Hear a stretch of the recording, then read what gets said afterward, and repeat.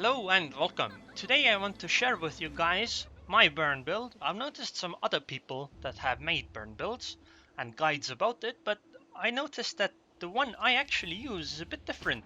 Mostly in the form that I use tier 3 stage 1 blazing palm. Most of them use tier 3 stage 2. Now in this video I want to go over the skills I use and explain why I picked them.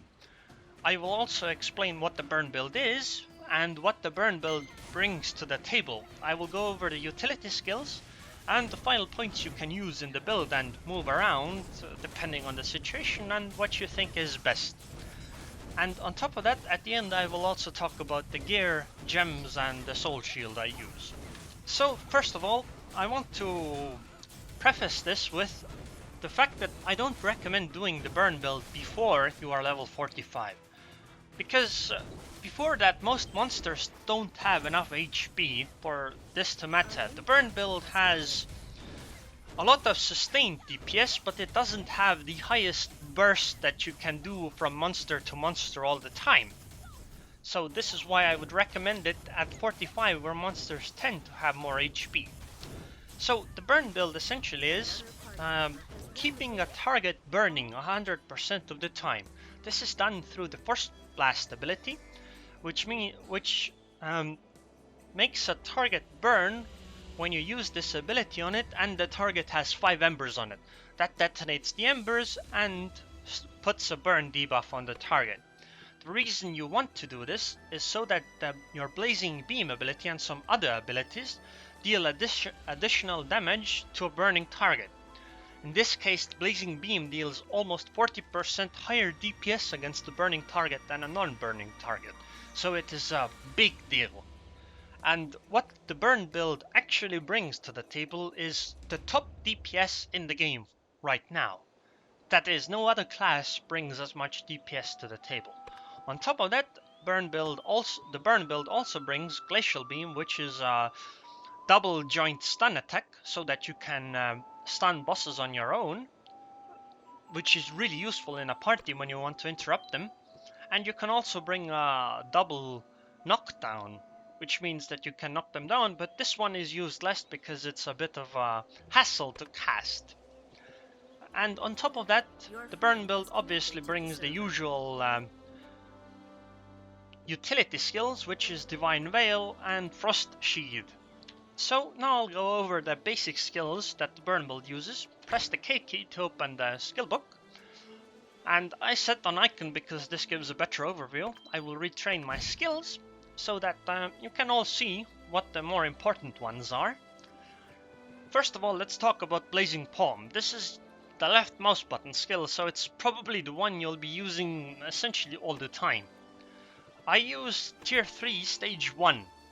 The reason is that it creates a flame orbit upon a critical hit.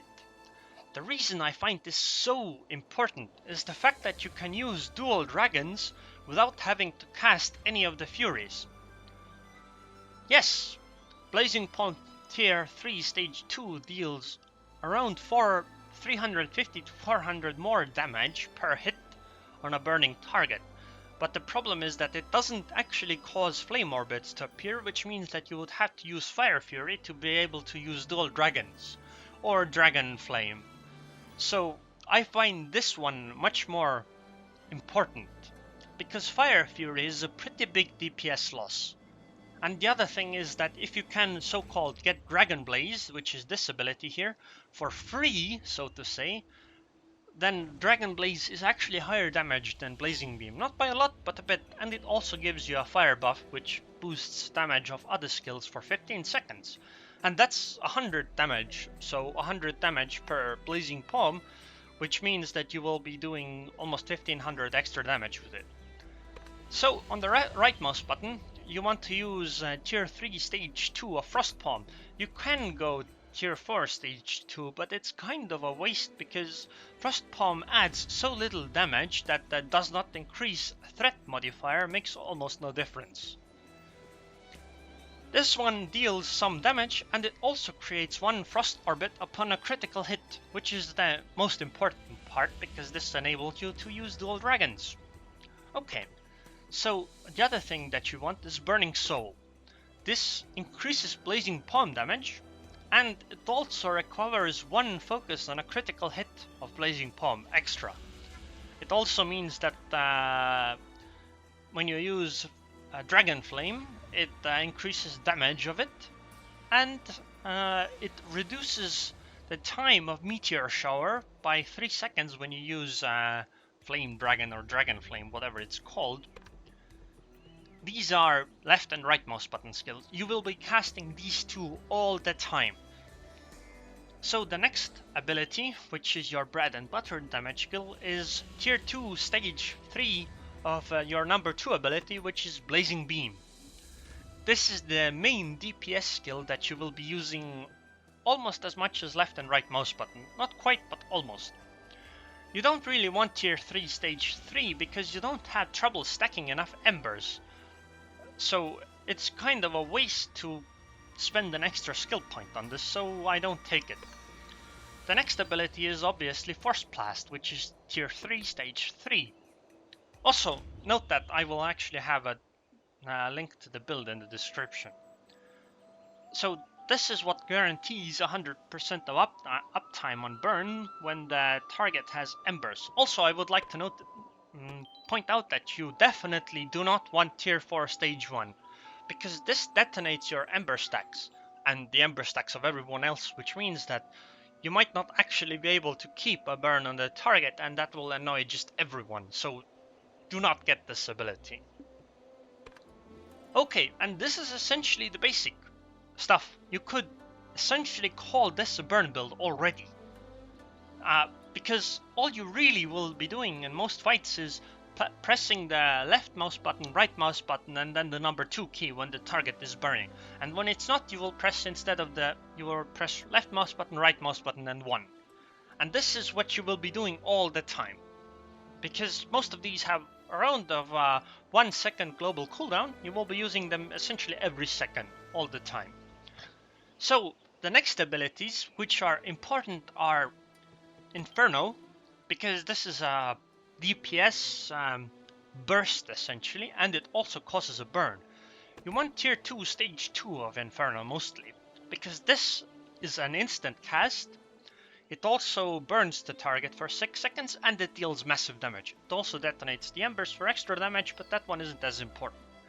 The reason why I don't go for tier 3 stage 2 is that this only adds damage on a stunned or dazed target, which you could actually take advantage of, but oftentimes I don't use Inferno against targets that are stunned or dazed, so that would be a waste. The next ability that's rather important is Short Fuse. Initially, when you don't have enough skill points, it's okay to have 2 points in it, but eventually I would like it if you would get the third one, because this just adds extra damage to the ability. And it also creates a flame orbit, which is useful for dual dragons. What this does is it burns the target for 10 seconds on a 30-second cooldown. It also has massive focus recovery, which enables you to keep spamming your blazing beam without running out of focus most of the time. The next damage ability is Meteor Shower, which is 2 points in Blazing Wall, which is under the Wii ability. And what the important part about this ability is that it says it deals 5000 damage for 5 seconds, and then inflicts additional damage, 2500, on a burning enemy. Actually, what this does is that this ability ticks 5 times, once a second or so. And it ticks for... and each of these ticks gets the burning damage bonus. This means that if the target is burning, a meteor shower can deal like 40,000 damage alone, which is such a huge amount of damage for one ability that this actually makes some pretty big changes in the build. So the other ability you really want is 3 points in dual dragons, because you're creating flame and frost orbits all the time from your left and right mouse button critical hits. This dual dragons will just add a lot of damage. It also recovers focus, and it helps you stack embers. So essentially this is really useful. The thing is that if your Dual Dragons is on cooldown and you have 3 Flame Orbits, you can use Dragon Blaze, which is what I recommend doing because this deals a bit more damage than Blazing Beam. What it also does, because you have Burning Soul, is that it lowers the cooldown of Meteor Shower, which is a huge amount of damage for one ability cast.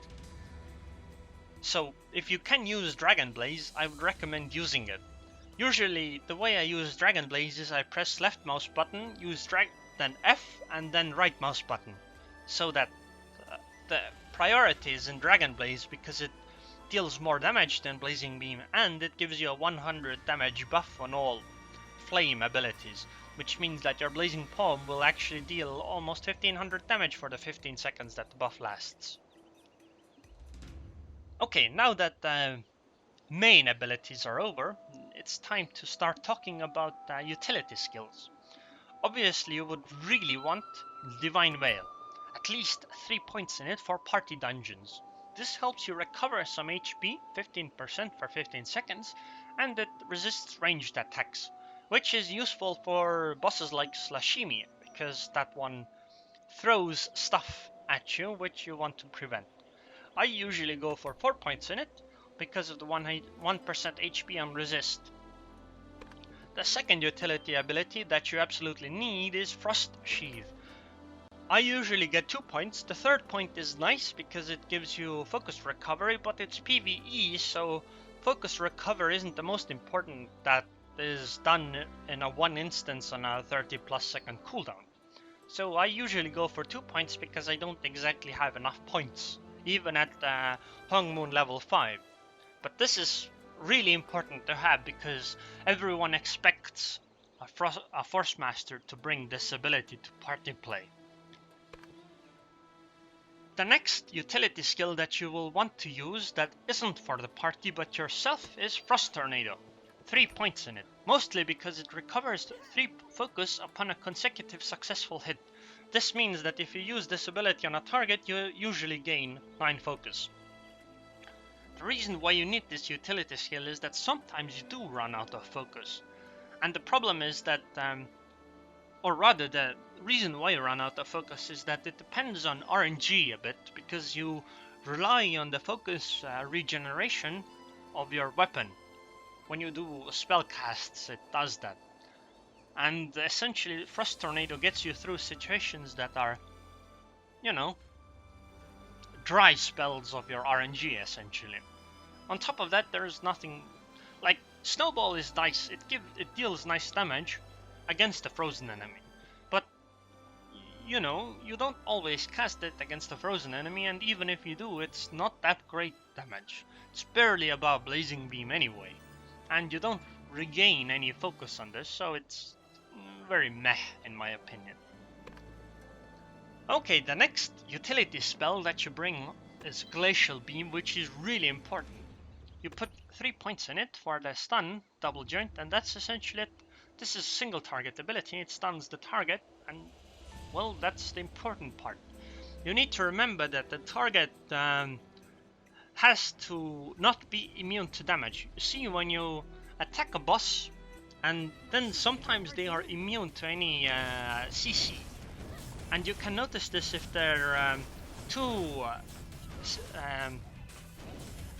CC bars are filled with bars. That's when you can't stun them. But if they're empty, then you can use this ability and stun them. The next ability I would like to have, and usually do, is 1 point in your Frost Tab ability, because this gives you HP regen, which is just nice to have. You don't really want any more points in it, because the only useful one would be the Ice Sprawl one, which deals damage, but often that is so little it doesn't matter, for 3 points at least. The middle ability is only useful on something like Frostworm, because, or Blackworm, sorry, because you want the movement ability. Usually it doesn't matter, and the freeze and stuff like that isn't the most important, so usually it's not the best ability to have. And the third one you don't really want to get is because it increases the cooldown to 3 minutes, which is just poor, because often when you need your tab, it's not because you need it once, you would like to use it as soon as possible again. So that's why I just find 1 point is good enough for this. I also like having 1 extra point in second wind, so that it, instead of just knockdown and unconscious, it also gets rid of stun and daze. And it's really nice to have in PvP or PvE. So now you have 6 points left. You can use this 6 points in a variety of ways. Some people like having 3 points in Frost Fury for damage absorption, or rather HP absorption. Because this essentially means that when they get low HP and they still need to tank damage, they can just spam Frost Fury over and over again and keep regening a lot of HP. I actually use this sometimes, but not that often anymore because I am rather tanky and geared, so I don't need it. I actually spec 3 points into Windstorm. Because... why 3 points? Mostly because it does not increase threat part. A clan member This means that if to I have a party which has like a summoner, or a destroyer, or a blade dancer, then I will absolutely use this ability. Every time the cat grapples the boss, or a blade dancer lifts it up, or a destroyer grabs it, I will absolutely use Windstorm, because this arguably deals more damage than any other ability in terms of DPS. And it doesn't increase your threat levels, which means that you might not even have to tank the enemy if this happens enough, which is really good, because usually I'm the one tanking because I deal the most damage, and it's very annoying because I don't have a block. So I really like Windstorm, but of course if you don't have any summoners, destroyers, or blade dancers, or you're fighting a boss like Beidou, then Windstorm is kinda useless and you might as well get something else. Like Frost Fury, which you don't really want to use except in emergency situations. And the final 3 points I like putting into Heatwave, either the knockdown or the daze one, usually the knockdown one. Because you don't really want to daze a target when you have classes like Blade Dancers around, because they will get their launching into air button on F then, which you don't really want to put them into a position to use, because often they will just knock the target into the air. The thing with this Heatwave is that you don't use it all that often, because it has a 2-second... You essentially need to cast the spell twice, so it's not the quickest thing to pull off as a reaction. I'll show it to you guys. Essentially, I will jump into Frost mode, I press tab and I have to press it again, and now the target is knocked down. On top of that, it's around you, so it doesn't always have the easiest time to use on the boss, because you're not in melee range of it every time. On bosses like Slashimi, where you need to parry a hit, you can use these 3 points in Firestorm instead.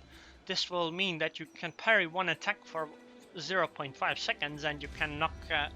and you know, when Slashimi charges you, you can use it, and this will mean that you don't need anybody else to do the parry for you. You can do it on your own.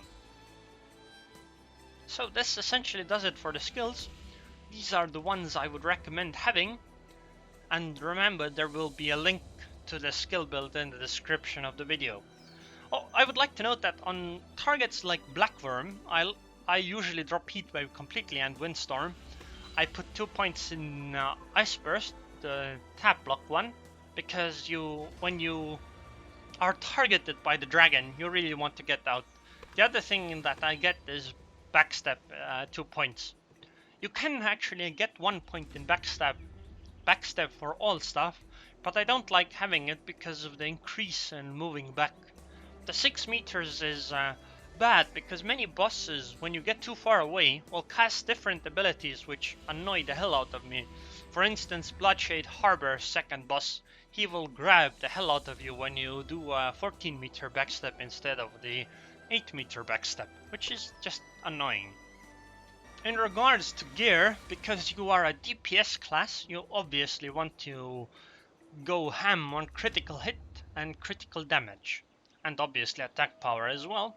In terms of piercing, right now the recommended number is to get to 10% defense piercing. That's the important one. After that, additional piercing isn't bad, but it's not really useful.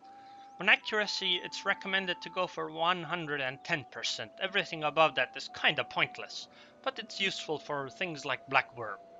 Defensive wise, you shouldn't rush anything defensive, but you will get it anyway. Remember or note that when you cast ability or frost abilities as a Force Master, you will get a buff that increases your defense by 10%, and this buff stacks 10 times, which means that right now if I cast 10 frost abilities in a row, my defense will be around 2800, which just means that I am incredibly tanky. In terms of gear, you upgrade your homegrown weapon to the highest level. I would recommend doing it in a way where you can get to stage 10 of the next upgrade that you do.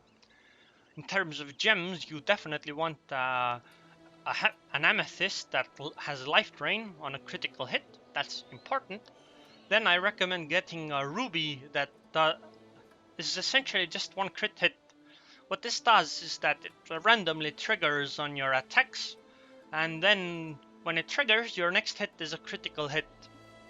And then obviously you want an attack power diamond. The more attack power the better, but of course if you can of course you might not be able to afford the best one, so I can't. There's a 35 attack power diamond right now. And for the last spot I use this attack brilliant Hongmoon hexagonal peridot.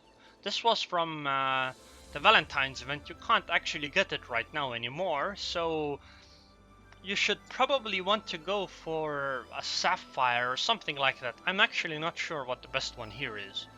Some people say it's the ones that deal additional damage when the target is knocked down, but I'm not sure. The ring is the most important accessory to max out, then it's the earring and then the necklace. The reason I use the Siren bracelet is for the critical damage bonus. This is so much more than any of the other bracelets, although except maybe the best Windshock one, but that one gives almost 200 critical damage. Because it gives attack power as well, it's a bit better than this one, but it's only slightly better. Belt is rather unimportant, but I liked it for soloing Brightstone. And Moonwater Soul is obviously nice because it's just a 10 attack power bonus. And in terms of Soul Shield, right now what's recommended is Labyrinth Soul Shield number 1, which I have. Then Mushin's Tower Soul Shield number 2, which I don't have, but I have an Endless Tower Soul Shield, which is good enough for me. Then number 3, Bloodshade Harbor. Number 4 is Labyrinth Soul Shield again. Number 5 is Bloodshade Harbor again. Obviously all of these will have crit and then crit fused into them, usually with primers, at least for me. Then number 6 you would want to have is Labyrinth, but I don't have it, so I'm still using Endless Tower 1. Number 7 is Bloodshade Harbor again, and number 8 is Labyrinth, which I do have. And essentially that's it. So I hope you enjoyed this video, and I hope it was helpful. If you have any questions, ask away. Oh, and in terms of additional bonus attributes, the best one is obviously attack power 1, which I don't have, so I use the defense because it's really nice to have. None of the other ones are all that useful. So anyways, if you enjoyed this video, then please subscribe, and thanks for watching.